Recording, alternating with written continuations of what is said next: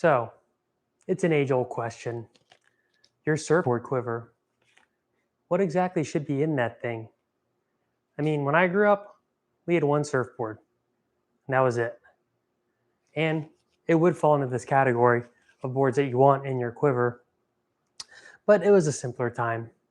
We didn't have a board for every condition, and it just wasn't in the cards, financially speaking, and it just kind of wasn't a thing you did back in the day.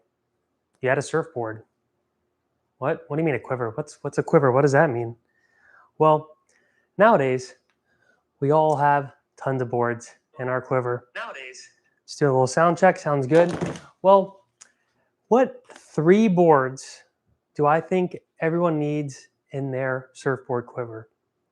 Because let's face it now, surfers were usually pretty affluent, whatever that word is. Like, it costs money to live by the beach.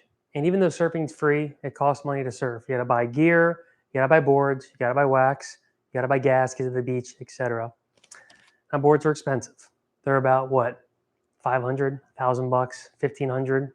You're getting one of these like super sick boards. Now, the used market is sick. And this is why it makes it easier to get yourself a quiver like I have back here, because I'm a Firewire fanboy. The first board you need in your surfboard quiver is your daily driver. You got to have your daily driver. Now, this will depend kind of like who you are, what exactly is your daily driver. For me, my daily driver, it's kind of a fish.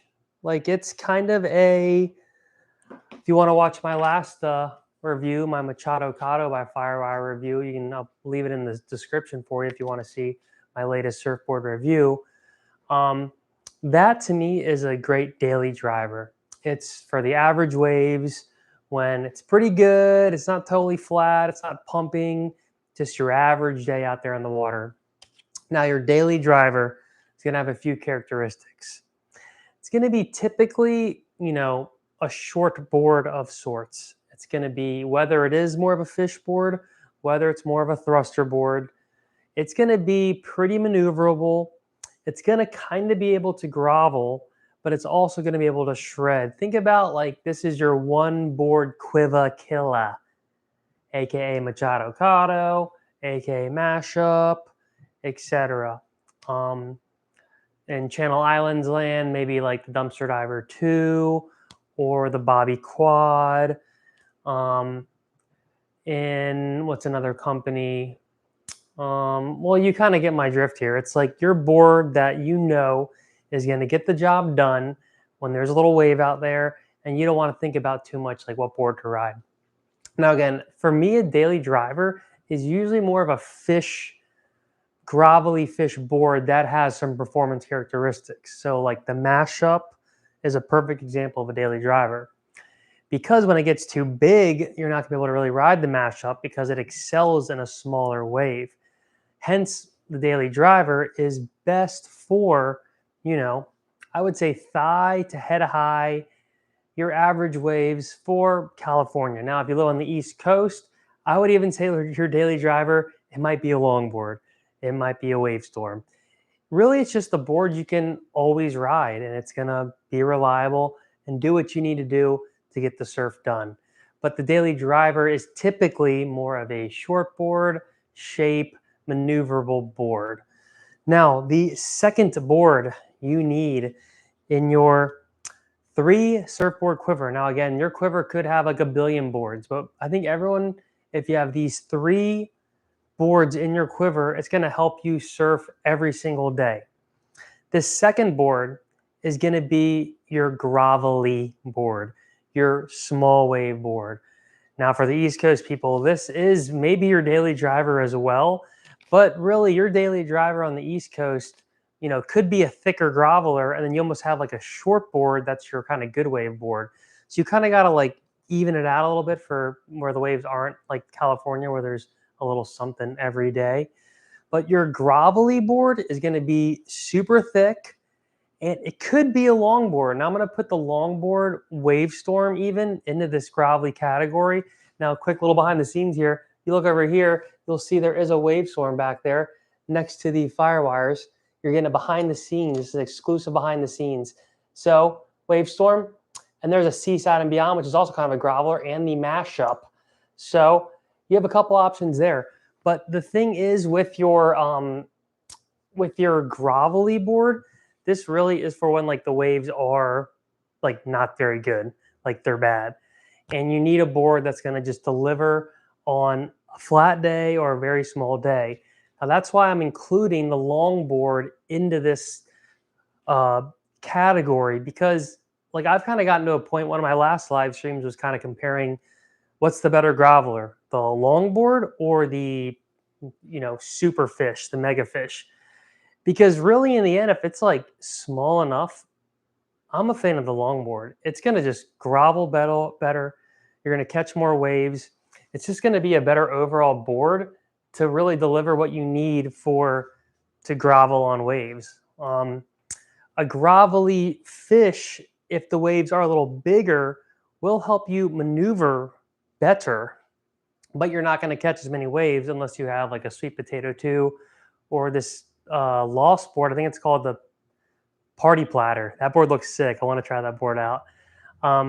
But that's why I'm in this grovelly category. If you can't afford like a billion boards, if you have a Wave Storm or the Varga board, which is an 8-foot fun board, long board, even like a mid-length, I would put that in a groveler category, or just a super mega fish. Just a board to ride when the waves suck, essentially, is the second board you want in your quiver. Now, the third board in your quiver is actually going to be a little bit more of like a specialty board, and this is going to be your step-up board. This is going to be like when the waves are actually big. Now, I'm not saying when the waves are good, because when the waves are good, there's almost like a weird category of like a really good shortboard. But when the waves are big, you need a step-up board.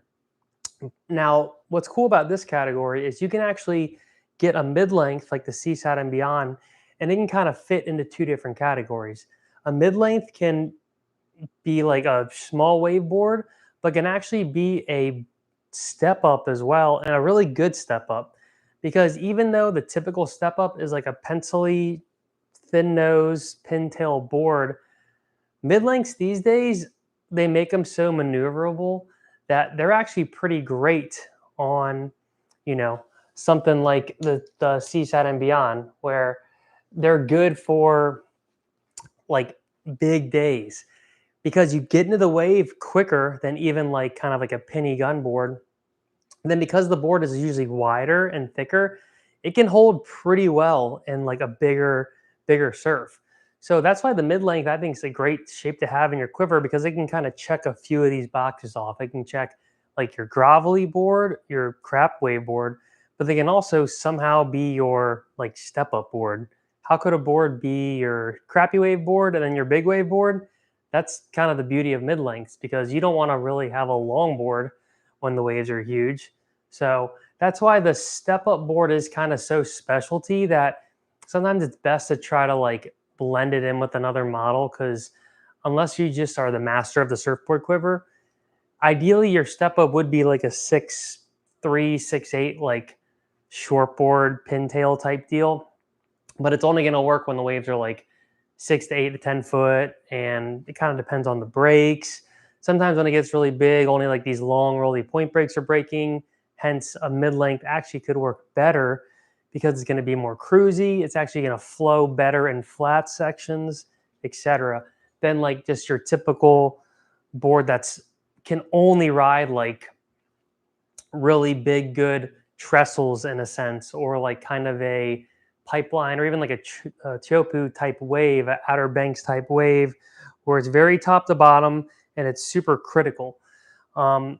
So really in the end, like if we could even extend this to more than 3 boards, you could separate and have your step up board be like just for when the waves are really good and big and like hollow and throwy, etc.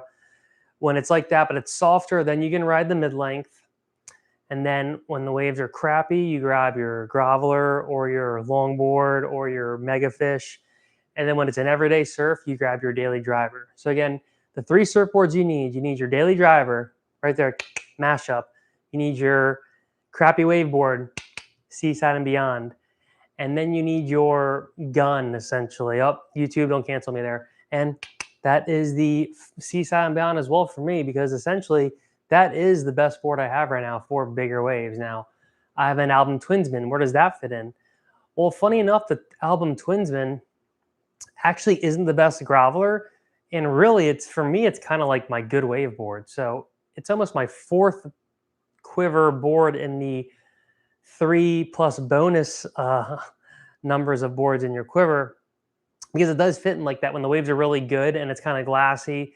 Now it can grovel. I have done some experiments and I've done some filming lately where I've been like riding really small waves in the Twinsman, and because I oversized it a little bit, it actually grovels better than you would think. But it took me a while to get used to it for sure.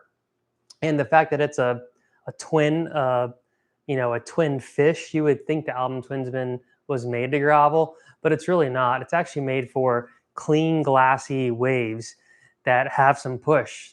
Like the Twinsman, it's a twin fin, but if you have the right fins in it, it has a lot of hold.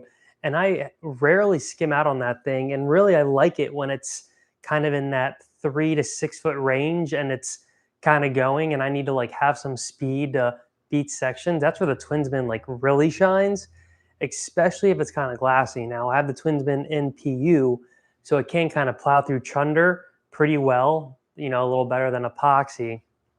But, there's other boards in the Album lineup like the Plasmic, etc., which he'll even say on the website, and you'll notice it's like more of a grovelly board due to some characteristics in the tail and the nose, etc. But all right, guys, I appreciate everyone tuning in. Let me know your 3-board Quiver in the comments, or if you agree or that you only need one board like back in the 70s, 80s, 90s, and you were just like, yeah, I had my one board, I had my 6.6 like thick tail with a little bump in the nose or whatever, and like the super squash tail and the glass on fins. That was just your one surfboard.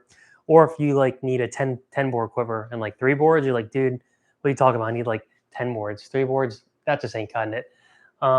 So I appreciate everyone for tuning in again to another Hero's Journey show. Till next time, peace.